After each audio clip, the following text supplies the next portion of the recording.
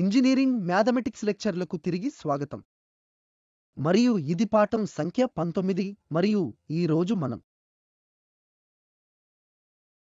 2 variables యొక్క గరిష్ట కనిష్ట ఫంక్షన్లపై మన చర్చను కొనసాగిస్తాం. మరియు ప్రత్యేకించి ఈ రోజు మనం ముందు పాఠాలలో చర్చించిన ఐడియాను వర్తింపజేసే కొన్ని సాధారణ లెక్కలను చేద్దాం. ముందు పాఠాన్ని గుర్తుకు తెచ్చుకోవడానికి తగిన మరియు అవసరమైన కండిషన్లలో మనము లోకల్ ఎక్స్ట్రీమాలు చేశాం. ఈ సమీకరణాలను పరిష్కరించడం ద్వారా మనం మొదట అన్ని క్లిష్టమైన పాయింట్లను కనుగొనాలి మరియు ఆ క్లిష్టమైన పాయింట్లు పొందుతాయి. కాబట్టి x కి సంబంధించి f యొక్క పాక్షిక ఉత్పన్నం 0కి సెట్ చేయబడుతుంది మరియు y కి సంబంధించి f యొక్క పాక్షిక ఉత్పన్నం 0కి సెట్ చేయబడుతుంది. ఆపై మనం ఈ రెండు సమీకరణాలను పరిష్కరిస్తాం. ఈ సమీకరణాలను సంతృప్తిపరిచే అన్ని పాయింట్లను పొందడానికి అవి క్లిష్టమైన పాయింట్లు. ఆపై ప్రతి క్లిష్టమైన పాయింట్ కోసం మనము విశ్లేషిస్తాం. ఇది x కి సంబంధించి రెండవ ఉత్పన్నం కోసం మనము ఉపయోగించిన సంజ్ఞామానం r. ప్రతి క్లిష్టమైన పాయింట్ ఆపై s ఇక్కడ మిశ్రమ ఉత్పన్నం మరియు t ఇది ఈ ఫంక్షన్ యొక్క రెండుసార్లు y ఉత్పన్నం f. అప్పుడు ఐడెంటిఫికేషన్ కోసం మనం ఈ rt మైనస్ s స్క్వేర్ కనుక rt మరియు మైనస్ s స్క్వేర్ అయితే ఇది పాజిటివ్ మరియు ఈ r ప్రతికూలంగా ఉంటుంది. అప్పుడు మనకు గరిష్టంగా పాయింట్ ఉంటుంది. మరియు ఒకవేళ మనకు ఈ rt minus s square positive మరియు r పాజిటివ్ అయితే ఇది కనీస పాయింట్. అదేవిధంగా ఇది నెగటివ్ rt మైనస్ స్క్వేర్ అయితే ఇది ఒక సాడిల్ పాయింట్గా వస్తుంది. మరియు ఈ rt మైనస్ s స్క్వేర్ 0 అయితే రెండవ డెరివేటివ్స్ యొక్క ఈ పరీక్ష విఫలమవుతుంది మరియు మనం కొన్ని ఇతర పద్ధతుల ద్వారా తదుపరి అభ్యాసం కోసం వెళ్ళాలి.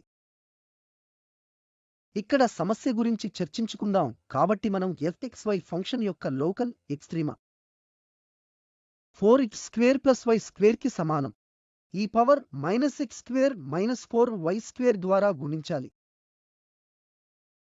మనం fx ను లెక్కించాలి కాబట్టి fx కేవలం మనం x కి సంబంధించి దీనిని డిఫరెన్షియేట్ చేస్తే y ని కాన్స్టెంట్ గా ఉంచడం వలన మనం ఈ మొదటి టర్మ్ ని కలిగి ఉంటాము. అది ఒక ప్రోడక్ట్ రూల్ కనుక దానిని అలాగే ఉంచుదాం. ఆపై ఇక్కడ మనం ఈ పవర్ మైనస్ x స్క్వేర్ మరియు మైనస్ 4y స్క్వేర్ ని డిఫరెన్షియేట్ చేస్తాం. అప్పుడు ఈ minus x square minus 4y square యొక్క డెరివేటివ్ మైనస్ అవుతుంది. x కి సంబంధించి 2x అవుతుంది.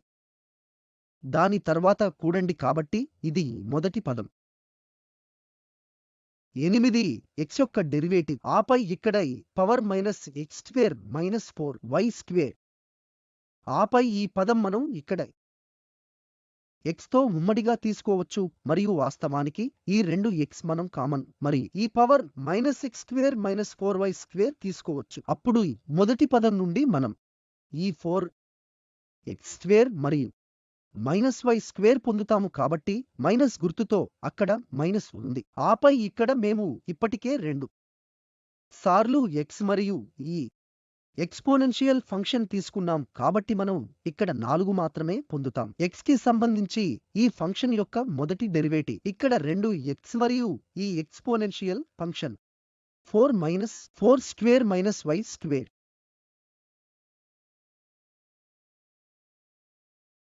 అదేవిధంగా మనం y కి సంబంధించి మొదటి ఆర్డర్ డెరివేటివ్ పొందవచ్చు. ఇప్పుడు మేము y కి సంబంధించి ఇక్కడ ని వేరు చేస్తాము మరియు మళ్ళీ ఉత్పత్తి నియమం వర్తిస్తుంది. మనం ఇప్పుడు ఇక్కడ 2 సార్లు y పొందుతాము. అదే ఎక్స్పోనెన్షియల్ ఫంక్షన్ మరియు అదనపు పదం 1 minus 16 minus 1 x square minus 4y square.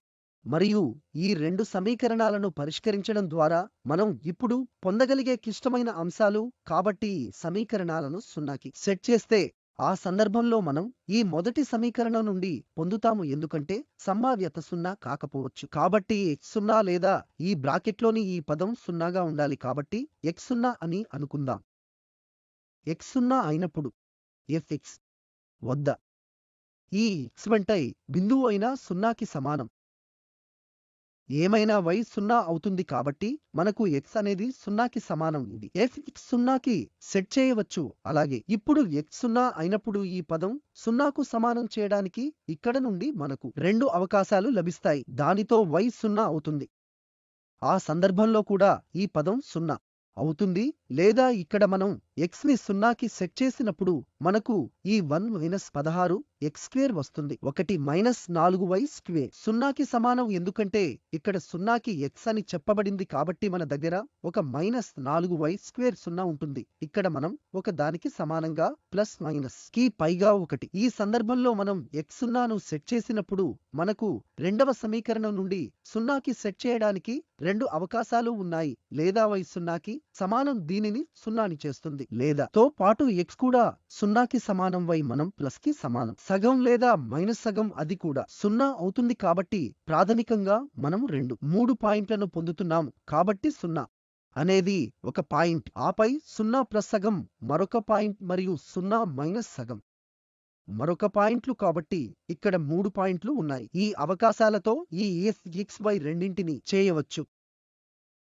మరియు ఇప్పుడు మన దగ్గర మరొకటి ఉంది కాబట్టి y రెండవ సమీకరణం నుండి 0 అయితే ఇది మొదటి నుండి ఈ డెరివేటివ్ 0ను చేస్తుంది. ఇప్పుడు మనం పొందవచ్చు.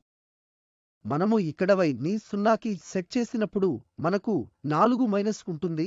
ఈ 4² 0కి సమానం కాబట్టి మనకు x సమానంగా +-1 వస్తుంది. కాబట్టి ఇవి y 0తో ఇతర పాయింట్లు కాబట్టి మనకు +1 0 మరియు -1 0 కాబట్టి ఇతర పాయింట్లు 0 అవుతాయి. అప్పుడు మనకు -1 మరియు 0 ఉంటుంది. ఇప్పుడు మరియు మనం ఈ పదం 0 చేయడానికి ప్రయత్నిస్తే మొదటి సమీకరణం నుండి మనం పొందుతున్న రెండవ సమీకరణం నుండి 4x² + y² సమానం. దానితో 16x² మరియు +4 y². సరైనది x² + 4y². కాబట్టి ఇక్కడ మనం ఈ 4 కామన్ తీసుకుంటే అక్కడ కుడివైపున ఈ 4x² + y² కాబట్టి ఈ రెండింటి నుండి మనం ఎలాంటి పరిష్కారం పొందలేం. ఎందుకంటే మొదటి సమీకరణం x² + y² 4కి సమానం.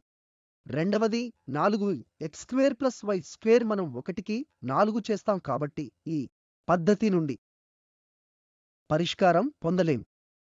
మాకు ఈ పాయింట్లన్నీ 0 మరియు 0 ప్లస్ మైనస్ హాఫ్ మరియు +-1 0 కాబట్టి అన్ని పాయింట్ల వద్ద చర్చించినట్లుగా మనము మరింత పరిశోధించాల్సిన అవసరం ఉంది. కనుక ఈ 1 2 3 4 5 ఈ 5 క్లిష్టమైన అంశాలను కలిగి ఉన్నాము, లేదా 2 డెరివేటివ్లు అదృశ్యమయ్యే పాయింట్లు.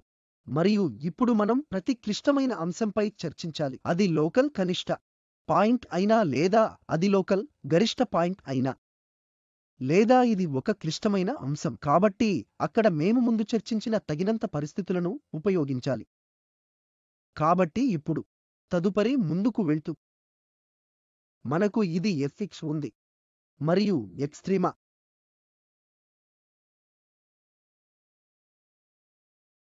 పాయింట్ కోసం ఈ పాయింట్లను మరింత పరిశోధించడానికి మనము రెండవ ఆర్డర్ డెరివేటివ్ పొందాలి. కాబట్టి మళ్ళీ మనం ఈ ఫంక్షన్ యొక్క డెరివేటివ్ పొందాలి. కాబట్టి మరోసారి దీనిని x కి సంబంధించి వేరు చేయాలి. ఆపై మనం ఒక పదాన్ని పొందవచ్చు ఎందుకంటే మనకు వీలైతే ఇప్పుడు చాలా నిబంధనలు ఉంటాయి. దీనికోసం నేను మీకు చూపిస్తాను. తదుపరి మనము నేరుగా వ్రాస్తాం. ఉత్పత్తి నియమం వర్తిస్తుంది కాబట్టి మనము ఇక్కడ చేస్తాం. 2 రెట్లు ఈ పవర్ మైనస్ ఈ x² - 4² గా మనం తీసుకుంటాం. మొదటి ఫంక్షన్ మరియు తరువాత x కి సంబంధించి రెండవ డెరివేటివ్ కాబట్టి ముందు, ఆపై ఇక్కడ -12x² ఉంటుంది, ఆపై ఇక్కడ -y² కాబట్టి x మరియు తరువాత కూడికకు సంబంధించి ఇక్కడ 2 సార్లు మళ్ళీ ఈ పదం 4x-4x³ మరియు -xy² గా ఉంటుంది. మరియు మేము ఈ మొదటి పదాన్ని డిఫరెన్షియేట్ చేస్తాము, అది ఈ పవర్ -x². -4y² అవుతుంది మరియు -2x. మేము ఈ -x² -4y² ను డిఫరెన్షియేట్ చేసినప్పుడు ఈ సందర్భంలో మేము ఈ సాధారణ ఈ పవర్ -x² మరియు -4y² వరకు తీసుకువెళతాము. ఇక్కడ నుండి మనకు 4 minus 12 X square minus Y square ఉన్నాయి. ఇక్కడ మేము ఈ కామన్ ని ఇక్కడ x కు 2 సార్లు తీసుకున్నాము. మనం ఈ -2ను పొందుతాము. -2 కాబట్టి ఇక్కడ ఇది 4 కాబట్టి -8x. అప్పుడు మనకు ఇక్కడ 8 x³ ఉంటుంది. ఆపై మనకు ఈ ప్లస్ 2x y స్క్వేర్ ఉంటుంది మరియు ఇది ఇప్పటికే ఉంది. కాబట్టి ఇక్కడ x ఉంది కాబట్టి మనకు x² పదం ఉంది. ఆపై ఇక్కడ ఇది x కాబట్టి x4 అక్కడ ఉంటుంది మరియు ఈ x² ఈ x² y² ను చేస్తుంది. ఇక్కడ మనకు 4 పదాలు ఉన్నాయి. అప్పుడు మనకు ఒక x² టర్మ్ ఉంటుంది. కాబట్టి 8x². ఆపై ఇది 12x² కాబట్టి 20² అవుతుంది. అప్పుడు మనకు x4 ఉంది కాబట్టి 8x4. మాకు -y² ఉంది. ఆపై మనకు ఈ 2x² పదం ఉంటుంది. దీనితో పాటు ఈ 2 - x² మరియు -4y². ఇది ఇప్పటికే వ్రాయబడిన x కి సంబంధించి రెండవ ఆర్డర్ డెరివేటివ్. ఆపై మనం ఇతర డెరివేటివ్లను కూడా లెక్కించాలి కాబట్టి మిశ్రమ ఆర్డర్ డెరివేటివ్ కాబట్టి x మరియు y కి సంబంధించి ఆపై 2 సార్లు y కి సంబంధించి డెరివేటివ్ కూడా. ఇక్కడ మనకు మునుపటి స్లైడ్ నుండి fy ఉంది. ఆపై మనం దీనిని x కి సంబంధించి డిఫరెన్షియేట్ చేయవచ్చు. ఇక్కడ మేము పైన చర్చించిన ఐడియాతో మనం ఇక్కడ ఈ టర్మ్ ను పొందుతాము. ఆపై మనం దీన్ని పొందడానికి y కి సంబంధించి మరోసారి డిఫరెన్షియేట్ చేయాలి.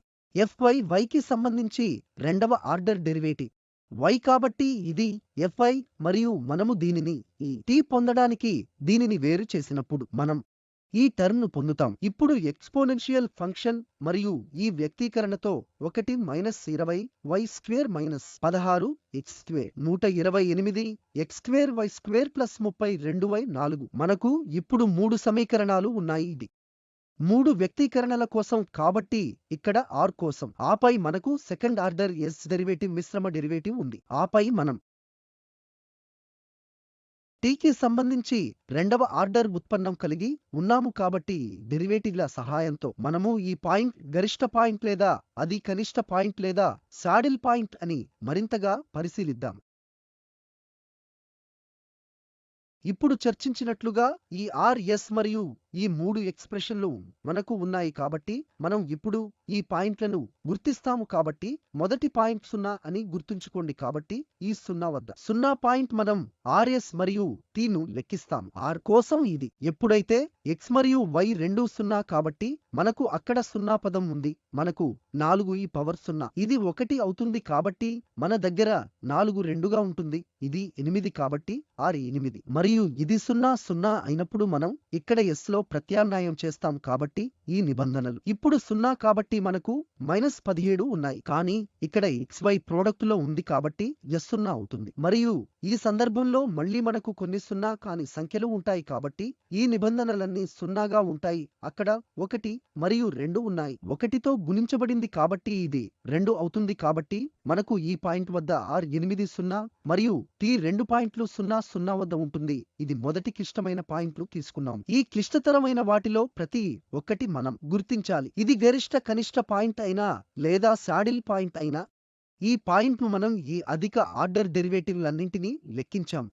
ఆపై మనం rt-² ను లెక్కించాలి. కాబట్టి r మరియు t ప్రోడక్ట్ 16 -s² 0 కాబట్టి మనకు 16 ఉంది. ఇది పాజిటివ్. rt-s² పాజిటివ్గా ఉంటే మరియు r పాజిటివ్గా ఉంటే మనం చూసిన తగినంత పరిస్థితులలో గుర్తుంచుకోండి. అప్పుడు ఇది లోకల్ పాయింట్ కనిష్టం కాబట్టి మనకు లోకల్ మినిమం 0 యొక్క ఈ పాయింట్ వచ్చింది. ఈ ఫంక్షన్లో లోకల్ మినిమం ఉంది. అలాగే ఇప్పుడు మనం ఇతర పాయింట్లను పరిగణనలోకి తీసుకుందాము. రెండవ పాయింట్ కోసం ఇది రెండవ మరియు మూడవ పాయింట్లు 0 + ½ మరియు 0 మరియు -½ y ఈ వ్యక్తీకరణలలో కనిపిస్తుంది. కాబట్టి ఈవెన్ పవర్లో మనం కలిసి దీనిని డీల్ చేయవచ్చు, ఎందుకంటే మనం అక్కడ ప్లస్ గుర్తు తీసుకున్నా లేదా మైనస్ గుర్తు అయినా y పవర్ కు ఒకే సంఖ్య ఉంటుంది కాబట్టి మనము ఈ 2 పాయింట్లను కలిసి పరిగణించవచ్చు. కాబట్టి మనము ఇప్పుడు పాయింట్ నంబర్ 2 మరియు పాయింట్ సంఖ్య 3 గురించి చర్చిస్తున్నాం. కాబట్టి 0 ప్లస్ మైనస్ హాఫ్. ఈ సందర్భంలో మనము మళ్ళీ ఈ r ను లెక్కించాలి కాబట్టి x. కాబట్టి ఈ నిబంధనలు మనం ఇక్కడ 2 సార్లు ఏని పొందుతాము కాబట్టి r 2 సార్లు అవుతుంది. ఆపై మనకు ఘాతాంక ఫంక్షన్ x అనేది 0 మరియు y స్క్వేర్ అనేది 1. ఇక్కడ మీకు ఈ పవర్ -1 లభిస్తుంది. ఆపై ఇక్కడ మనకు 4 మైనస్ ఇది ఇక్కడ 0 ఉంది, x కూడా ఉంది. ఈ y స్క్వేర్ పదం మాత్రమే ఉంటుంది కాబట్టి ఇక్కడ 4 కంటే ఎక్కువ ఉంటుంది. ఆపై ఇక్కడ మళ్ళీ x 0 అవుతుంది కాబట్టి ఇక్కడ మనకు ఏమి వస్తుంది అంటే ఈ పవర్ -1. తర్వాత ఇక్కడ 15. ఈ 4 కంటే ఎక్కువ కాబట్టి ఈ 2 కూడా రద్దు చేయబడతాయి కాబట్టి మనకు 2 కంటే ఎక్కువ 15 వస్తుంది. ఈ సమయంలో r యొక్క విలువ 2 అంటే 2 కంటే 15. మరియు అదేవిధంగా మనం ఇప్పుడు ఈ s మరియు t ని కూడా ఈ 0 మరియు ప్లస్ మైనస్ సగం భర్తీ చేయడం ద్వారా గణించవచ్చు. ప్రోడక్టులో x మరియు y అనే టర్మ్ ఉన్నందున మనం ఈ s లో ప్రత్యామ్నాయం చేసినప్పుడు x 0 అయినప్పుడు మొత్తం టర్మ్ 0 అవుతుంది కాబట్టి ఇది సూటిగా 0 మరియు t. మళ్ళీ మనం ఈ y స్క్వేర్ ని ఇక్కడ ప్రత్యామ్నాయం చేయాలి మరియు ఈ నిబంధనలన్నింటికీ ఈ 2 టర్మ్లు x ని కలిగి ఉంటాయి కాబట్టి అవి తీసివేయబడతాయి మరియు ఇక్కడ మనకు ఈ y 4 ఉన్నాయి కాబట్టి ఈ నిబంధనలు ఉన్నాయి. మేము దీనిని పరిష్కరించినప్పుడు మనకు ఈ -4 లభిస్తుంది మరియు ఈ rt మైనస్ స్క్వేర్ కాబట్టి rt. మేము ఈ ప్రోడక్టును చేసినప్పుడు మైనస్ గుర్తు t తో ఉంటుంది కాబట్టి మనకు -30 బై స్క్వేర్ వస్తుంది. కాబట్టి ఈసారి ఇప్పుడు ఈ rt మైనస్ స్క్వేర్ నెగటివ్ అంటే తగిన పరిస్థితుల ప్రకారం. ఇప్పుడు ఇది ఒక సాడిల్ పాయింట్ కాబట్టి ఈ పాయింట్ సంఖ్య 2 మరియు పాయింట్ 30 ప్లస్ హాఫ్ మరియు మైనస్ హాఫ్ 2 సాడిల్ పాయింట్లు. తగిన నిబంధనలతో మనం ఈ 2 పాయింట్లు సాడిల్ పాయింట్లు అని గుర్తించగలుగుతాం. ఇప్పుడు ఇక్కడ చివరిది 4 5 ప్లస్ 1 మరియు 0 మరియు -1 0. ఈ 2 పాయింట్లు మళ్ళీ మనం కలుపవచ్చు ఎందుకంటే x కూడా పవర్లో లేదా స్క్వేర్లో కనిపిస్తుంది లేదా మనకు 4 ఉన్నాయి కాబట్టి మనం ప్లస్ తీసుకున్న మైనస్ అయినా అలాగే ఉంటుంది. మనం r ని లెక్కించినప్పుడు y ని ఇక్కడ 0కి ప్రత్యామ్నాయం చేయాలి కాబట్టి ఈ 2 పదాలు 0 అవుతాయి మరియు మనం ఇక్కడ మళ్ళీ ఈ పవర్ ను లిగి ఉన్నాము. ఇది 0 ఆపై మీకు అక్కడ 1 ఉంది కాబట్టి ఈ పవర్ -1 మరోసారి అదే కాబట్టి ఇది హారంలో వస్తుంది. ఆపై దీన్ని సరళీకృతం చేసిన తర్వాత మనకు 16 వస్తుంది. ఇక్కడ r అనేది ఈ స్క్వేర్ కంటే -16 మరియు s అనేది 0 ఎందుకంటే ఇక్కడ y వ్యక్తీకరణలో ఉంది కాబట్టి మనకు 0 వస్తుంది మరియు ఇక్కడ ఈ వ్యక్తీకరణ నుండి t కంటే -30 అవుతుంది కాబట్టి మళ్ళీ ఈ rt మైనస్ s స్క్వేర్ మనం లెక్కించాలి మరియు ఇక్కడ ఈ rt విషయంలో మేము మళ్ళీ ఈ సానుకూలతను పొందుతాము కాబట్టి 480 ఓవర్ ఈ స్క్వేర్. ఇప్పుడు r యొక్క సంకేతం ఆధారంగా ఇది గరిష్ట లేదా కనిష్ట స్థాయికి చెందినదో లేదో మనం నిర్ణయించవచ్చు కాబట్టి ఈ సందర్భంలో r నెగటివ్. మరియు గుర్తుంచుకోండి rt మైనస్ యొక్క స్క్వేర్ పాజిటివ్ గా ఉన్నప్పుడు మరియు r నెగటివ్ గా ఉన్నప్పుడు మనకు గరిష్ట పాయింట్ ఉంది. ఈ సందర్భంలో ఈ 2 పాయింట్లు ప్లస్ ఒక 0 మరియు మైనస్ ఒక 0 ఇవి లోకల్ మాక్సిమం పాయింట్లు. ఇప్పుడు మనం తదుపరి లెక్కను చూద్దాము. అది ఇక్కడ ఫంక్షన్ fxy అనేది y square plus x square y మరియు ప్లస్ x4 కి సమానం. మనము లోకల్ ఎక్స్ట్రీమా కోసం చర్చించాలనుకుంటున్నాము కాబట్టి ఈ సందర్భంలో మేము మళ్ళీ మొదటి ఆర్డర్ పార్షియల్ డెరివేటివ్ లెక్కిస్తాము. ఇది x ఇక్కడ 2xy మరియు 4x³ కు సమానం వస్తుంది. ఆపై మనకు y కి సంబంధించి పార్షియల్ డెరివేటివ్ ఉంటుంది ఇక్కడ y మరియు ప్లస్ x² కు కాబట్టి మనకు పార్షియల్ డెరివేటివ్ ఉంది మరియు స్థిర పాయింట్ పొందడానికి. కాబట్టి మేము ఈ 2 సమీకరణాలను పరిష్కరించాలి అంటే fx 0కి సమానం మరియు ఈ fy 0కి సమానం కాబట్టి ఇక్కడ నుండి మనకు ఈ x ఉంది. 2y ప్లస్ ఈ 4 x స్క్వేర్లోకి మరియు fy 0కి సమానం మనకు లభిస్తుంది. మేము 0కి సెట్ చేసినప్పుడు అంటే 2y మరియు ప్లస్ x స్క్వేర్ 0కి సమానం కాబట్టి ఈ రెండు సమీకరణాలలో నుండి ఈ రెండు సమీకరణాలను సంతృప్తిపరిచే అన్ని అంశాలను మనం పొందాలి కాబట్టి మొదటి నుండి వెంటనే x 0కి సమానం కనీసం ఇక్కడ ఒక పాయింట్ 0కి సమానం అని మనం చూస్తాము. ఇది దీనిని సంతృప్తిపరుస్తుంది కాబట్టి దీనికి అనుగుణంగా ఉంటుంది. x ఇక్కడ 0కి సమానంగా ఉన్నప్పుడు y యొక్క విలువ ఏమిటి? రెండవ సమీకరణం నుండి ఎందుకంటే మేము రెండు సమీకరణాలను కలిసి సంతృప్తిపరిచే అన్ని పాయింట్ల కోసం చూస్తున్నాం. ఇక్కడ x 0కి సమానం ఇది x ను 0 చేస్తుంది. ఆపై x కాబట్టి y రెండవ సమీకరణం నుండి కూడా ఉండాలి కాబట్టి మనకు ఈ ఒక పాయింట్ వచ్చింది. ఇప్పుడు x 0కి సమానం మరియు y 0కి సమానం. ఇప్పుడు మనం ఈ రెండు నిబంధనలు 0 చేయగల ఇతర అవకాశాలను కూడా చూడాలి. ఇక్కడ x 0 లేదా రెండవ టర్మ్ 0 అంటే 2y మరియు 4 x స్క్వేర్ 0 మరియు ఈ 2y ప్లస్ x స్క్వేర్తో కలిసి ఈ రెండు సమీకరణాల నుండి మళ్ళీ 0 చేయాలి.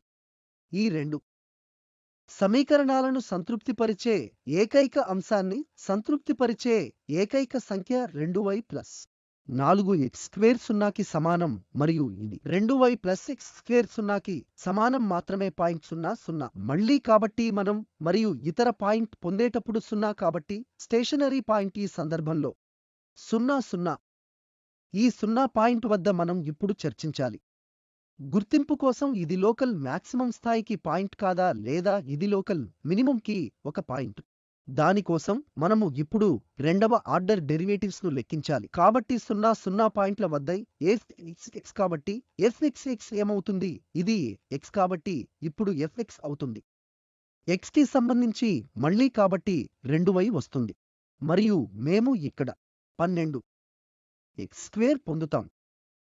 0 0 పాయింట్ వద్ద కాబట్టి ఇక్కడ x మరియు y టర్మ్ ఉంది కాబట్టి ఇది 0 అవుతుంది. ఇక్కడ fxy ను కంప్యూట్ చేసినట్లయితే ఇది కూడా అవసరం కాబట్టి ఇక్కడ y కి సంబంధించి మనకు 2x టర్మ్ లభిస్తుంది. ఆపై fyy మనము 2 పొందుతాము ఎందుకంటే మనం y కి సంబంధించి డిఫరెన్షియేట్ చేస్తే అక్కడ 2 వస్తుంది. ఇప్పుడు మనం ఈ r ను 0 పాయింట్ వద్ద లెక్కించినట్లయితే ఇది 0 అవుతుంది. ఇక్కడ 0 పాయింట్ వద్ద మిశ్రమ ఆర్డర్ పార్షియల్ డెరివేటివ్ ఇవి కూడా 0 ఎందుకంటే x ఇక్కడ ఉంది.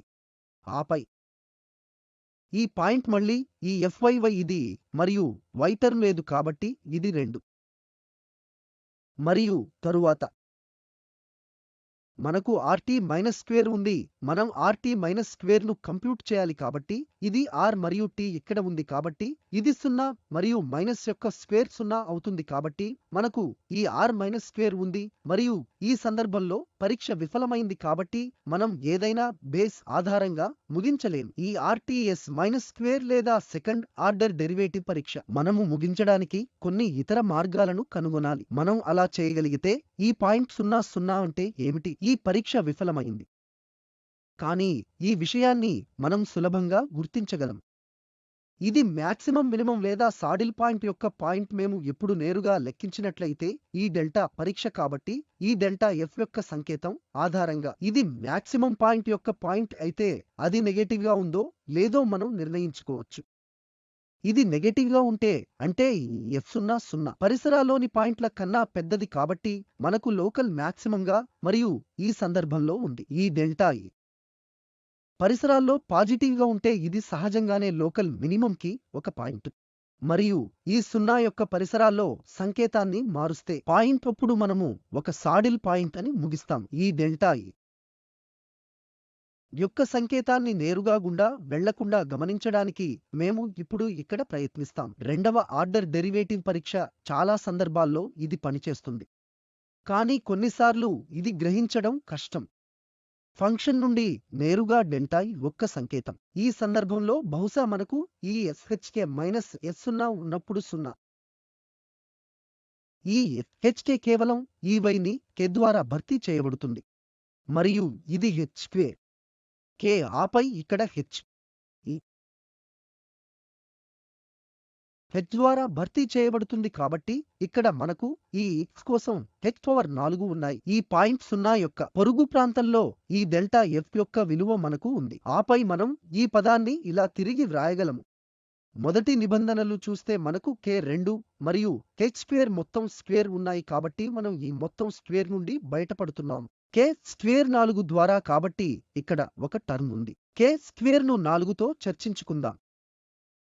మరియు మనకు టర్మ్ కోసం h ఉంది, ఆపై మనకు ఉంది k h స్క్వేర్ టర్మ్, ఆపై ఇది 2k స్క్వేర్ ద్వారా కాబట్టి ఈ k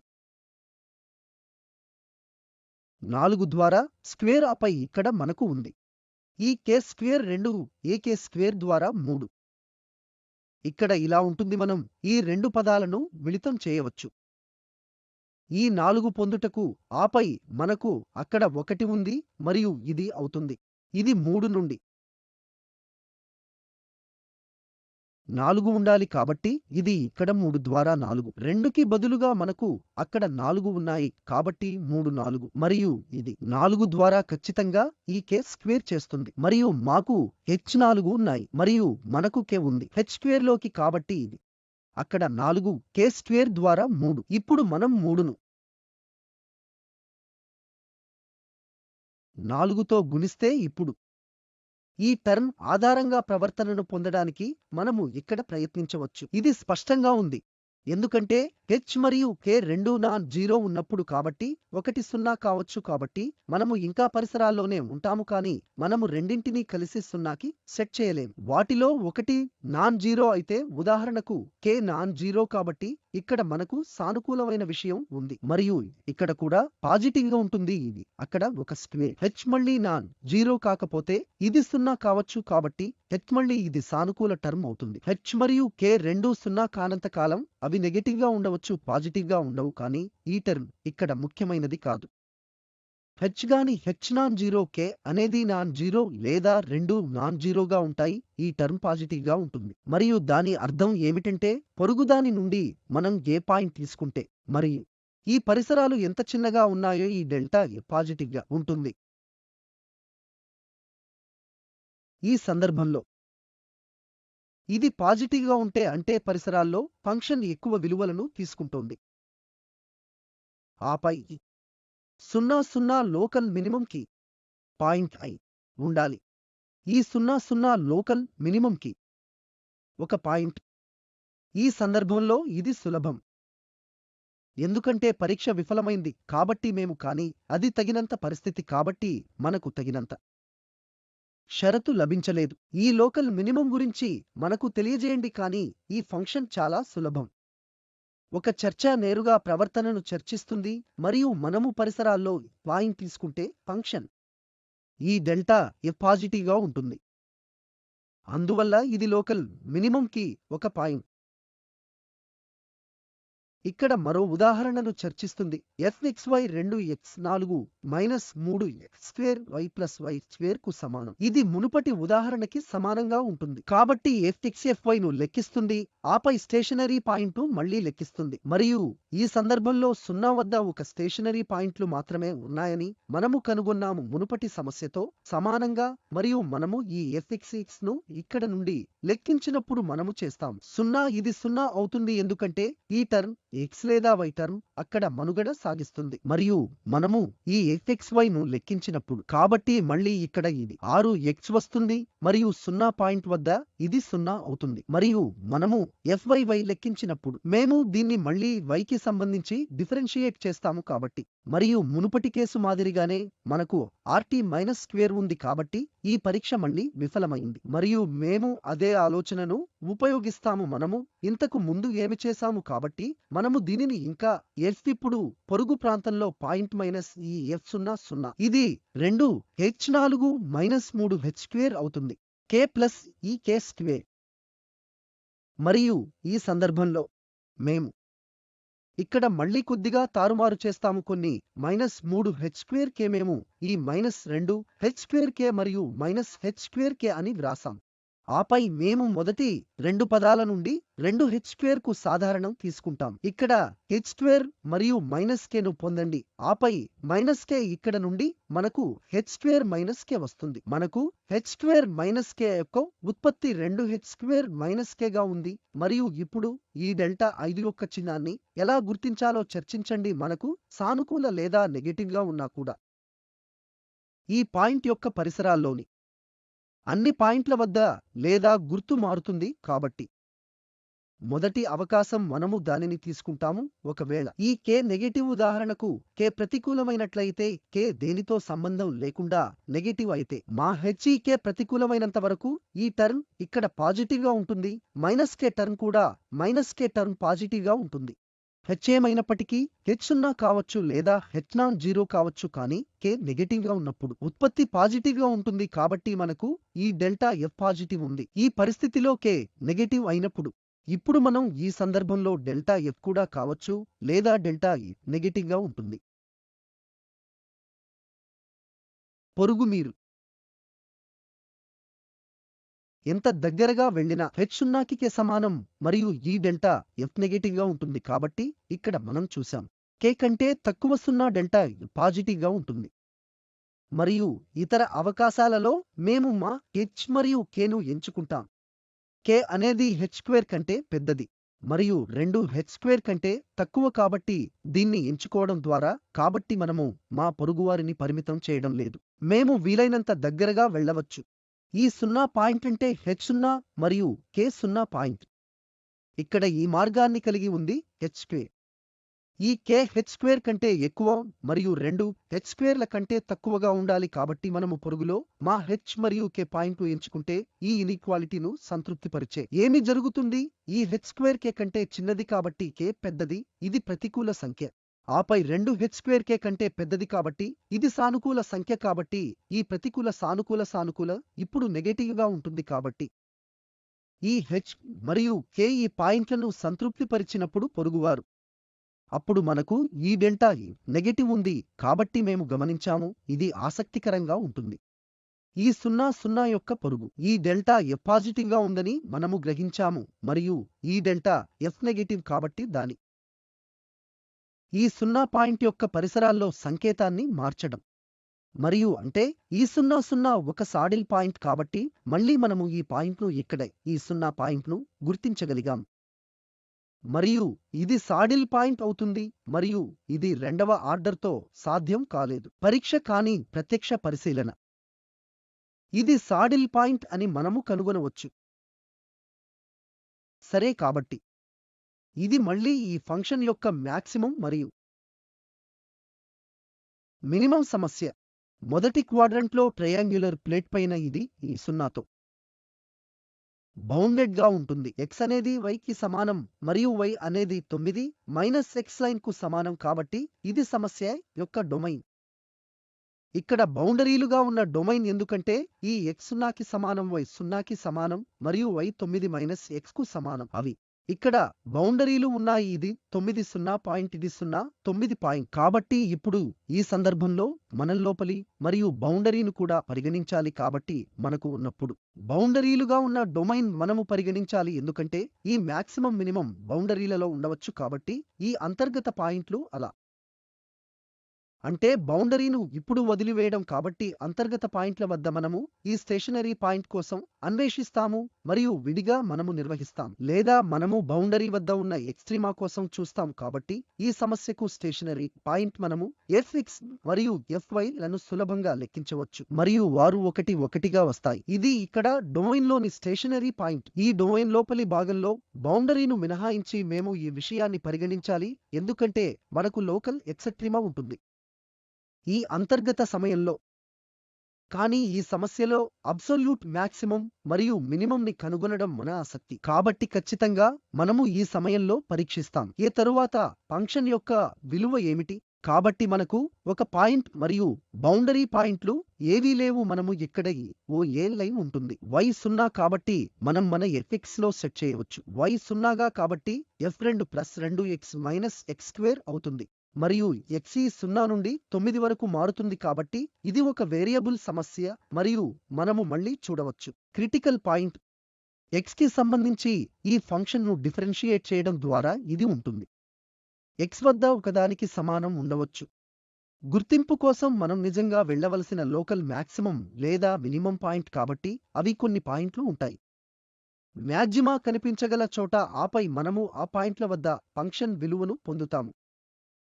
మరియు అక్కడ నుండి మనం మ్యాక్సిమం విలువ ఏది మరియు మినిమం విలువ అని నిర్ధారించవచ్చు. ఇక్కడ ఇది డైమెన్షనల్ సమస్యలో స్టేషనరీమైన పాయింట్ కాబట్టి ఈ ఎక్స్ట్రీమాకు సాధ్యమయ్యే అభ్యర్థులు ఎందుకంటే దీనికి మళ్ళీ ఇప్పుడు మనకు బౌండరీ పాయింట్ 0 మరియు 9 ఉన్నాయి కాబట్టి మనం 0 పాయింట్లు మరియు 9 0 పాయింట్లను కూడా పరిగణించాలి. ఒకటి సెట్ ఈ సమస్యకు స్టేషనరీ పాయింట్ ఇది మనకు 3 పాయింట్లు ఉన్నాయి కాబట్టి మనకు ఇవి ఉన్నాయి. ఈ డైమెన్షనల్ సమస్య యొక్క బౌండరీ అయిన 0 పాయింట్లు ఇక్కడ మనకు 9 0 పాయింట్ ఉంది మరియు మనకు ఒక 0 పాయింట్లు 3 పాయింట్లు. అదేవిధంగా ఈ ఓబి లైన్ వెంట మనం ఇప్పుడు ఇక్కడ శోధించాలి.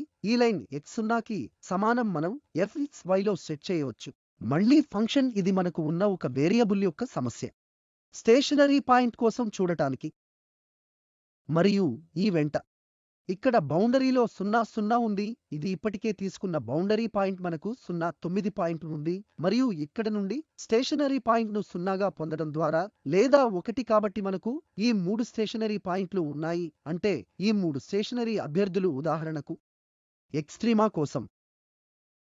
అదేవిధంగా మనం మళ్ళీ చేయవలసి ఉంటుంది. ఈ మూడవ బౌండరీ y9 x కి సమానం కాబట్టి x లో fx లో y ను fxyగా ప్రత్యామ్నాయం చేస్తాము. కాబట్టి మనం మళ్ళీ ఒక వేరియబుల్ యొక్క సమస్య ఉంటుంది. అక్కడ లోపలి పాయింట్ కాబట్టి fx 0కి సమానం మనకు ఒక పాయింట్ మాత్రమే లభిస్తుంది. ఇది 2 మరియు 9 నుండి 2 వరకు 9. ఇది అక్కడ ఉన్న పాయింట్. మరియు స్పష్టంగా ఈ బౌండరీ పాయింట్లు ఇప్పటికే మునుపటి సమస్య ద్వారా జాగ్రత్తగా తీసుకుంటున్నాయి కాబట్టి మనకు చాలా ఉన్నాయి. ఇక్కడ 4 5 6 7 7 పాయింట్లు. ఫంక్షన్ మాక్సిమం లేదా మినిమం విలువను తీసుకోవచ్చు కాబట్టి మనం లోపలి భాగాన్ని పరిగణనలోకి తీసుకోవాలి మరియు మూసివేసిన మరియు బౌండరీ డొమైన్ ఉన్నప్పుడు బౌండరీలను కూడా పరిగణించాలి. ఇక్కడ ఈ పాయింట్లు మేము ఈ ఫంక్షన్ను అంచనా వేస్తాము ఎందుకంటే ప్రపంచ మాక్సిమం మినిమమాన్ని కనుగొనడం కోసం మా ఆసక్తి లోకల్ మాక్సిమం లేదా మినిమంకి ఈ పాయింట్ను గుర్తించాల్సిన అవసరం లేదు.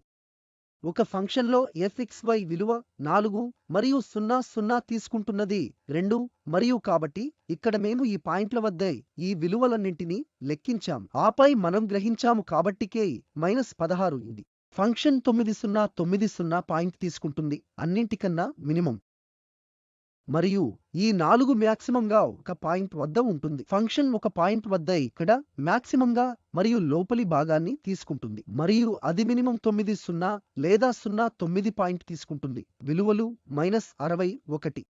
కాబట్టి ఇది బౌండరీ డొమైన్తో సమస్యే. ఇక్కడ ఓపెన్ డొమైన్ను కలిగి ఉన్న మునుపటి సమస్యలు కాబట్టి మేము బౌండరీను పరిగణించని చోట సమస్యలో బౌండరీలు లేవు కానీ ఇక్కడ మనం బౌండరీ ఉంటే డొమైన్ మూసివేయబడుతుంది. అప్పుడు మనం బౌండరీల కోసం కూడా చూడాలి ఎందుకంటే ఇక్కడ మినిమం 9 0 లేదా 0 9 ఉన్న సందర్భంలో ఉన్న బౌండరీలపై మాక్సిమం మినిమం సంభవించవచ్చు. డొమైన్ యొక్క బౌండరీ పాయింట్ల వద్ద మాత్రమే మాక్సిమం మరియు మినిమం సంభవిస్తుందని ఇక్కడ నిర్ధారణ 1 మరియు రెండవది మనం మాక్సిమం మరియు మినిమం అభ్యర్థుల కోసం చూడవలసిన క్లిష్టమైన అంశాలు. ఇవి సూచనలు మరియు చాలా ధన్యవాదాలు.